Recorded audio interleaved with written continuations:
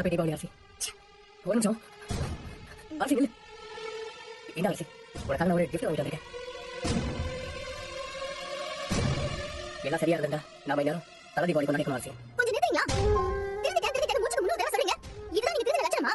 ஏய் நான் நெசமாவே திருந்திட்டேன் அரசி. திருந்த விடா வேலைக்கு போற பொண்ணுகிட்ட வழி வந்து பேசிட்டீங்களா? அரசி நான் சொல்ல வரது நான் பல தடவை சொல்லிட்டேன். எனக்கு உங்க முகத்தை கூட பார்க்க பிடிக்கல.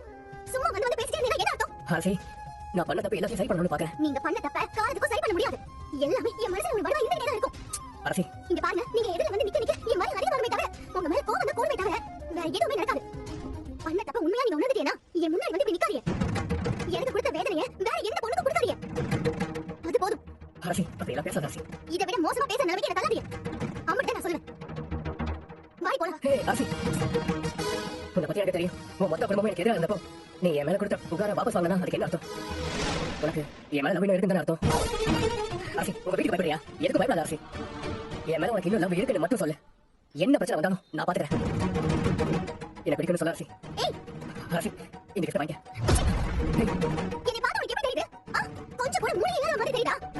போன தடவை பைத்தியக்காரத்தனமா உன்னை நம்பி வந்தேன். அதுக்காக எப்பவுமே நான் பைத்தியக்காரியா இருப்பேன்னு நினைச்சிட்டியா?